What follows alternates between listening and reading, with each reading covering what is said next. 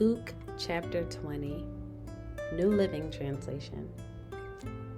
The authority of Jesus challenged.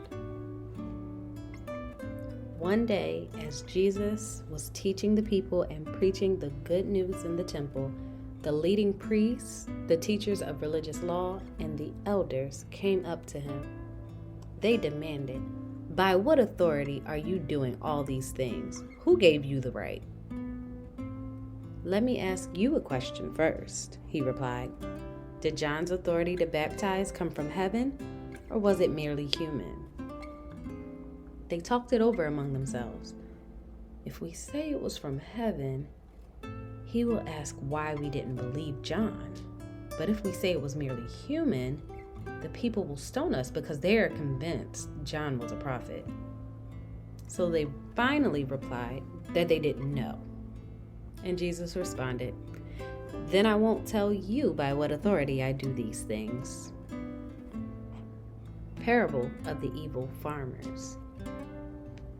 Now Jesus turned to the people again and told them this story.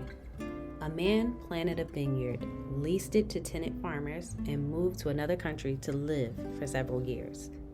At the time of the grape harvest, he sent one of his servants to collect his share of the crop. But the farmers attacked the servant, beat him up, and sent him back empty-handed. So the owner sent another servant. But they also insulted him, beat him up, and sent him away empty-handed. A third man was sent, and they wounded him and chased him away. "What will I do?" the owner asked himself. "I know. I'll send my cherished son. Surely they will respect him." But when the tenant farmers saw his son, they said to each other, "Here comes the heir to his estate. Let's kill him and get the estate for ourselves." So they dragged him out of the vineyard and murdered him. "What do you suppose the owner of the vineyard will do to them?" Jesus asked. "I'll tell you. He will come and kill those farmers and lease the vineyard to others." "How terrible that such a thing should ever happen," his listeners protested. Jesus looked at them and said, "Then what does this scripture mean? The stone that the builders rejected has now become the cornerstone. Everyone who stumbles over that stone will be broken to pieces, and it will crush anyone it falls on." The teachers of religious law and the leading priests wanted to arrest Jesus immediately because they realized he was telling the story against them. They were the wicked farmers, but they were afraid of the people's reaction. Taxes for Caesar. Watching for their opportunity, the leaders sent spies pretending to be honest men. They tried to get Jesus to say something that could be reported to the Roman governor so he would arrest Jesus. "Teacher," they said, "we know that you speak and teach what is right and are not influenced by what others think. You teach the way of God truthfully. Now tell us, is it right for us to pay taxes to Caesar or not?" He saw through their trickery and said, "Show me a Roman coin. Whose picture and title are stamped on it?" "Caesar's," they replied. "Well then," he said, "give to Caesar what belongs to Caesar, and give to God what belongs to God."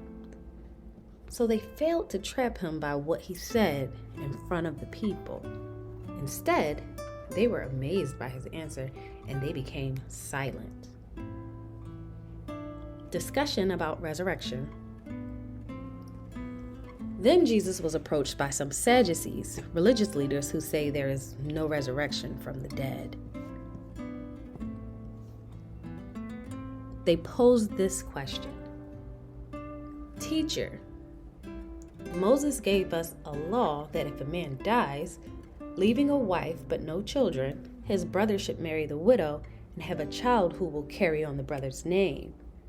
Well, suppose there were 7 brothers. The oldest one married and then died without children. So the second brother married the widow, but he also died. Then the third brother married her. This continued with all 7 of them. who died without children. Finally, the woman also died. So tell us, whose wife will she be in the resurrection? For all 7 were married to her. Jesus replied, "Marriage is for people here on earth, but in the age to come, those worthy of being raised from the dead will neither marry nor be given in marriage, and they will never die again. In this respect, they will be like angels. They are children of God and children of the resurrection. But now, as to whether the dead will be raised, even Moses proved this when he wrote about the burning bush. Long after Abraham, Isaac, and Jacob had died, he referred to the Lord as the God of Abraham, the God of Isaac, and the God of Jacob. So he is the God of the living, not the dead, for they are all alive to him." "Well said, teacher," remarked some of the teachers of religious law who were standing there, and then no one dared to ask him any more questions. Whose son is the Messiah? Then Jesus presented them with a question. "Why is it," he asked, "that the Messiah is said to be the son of David?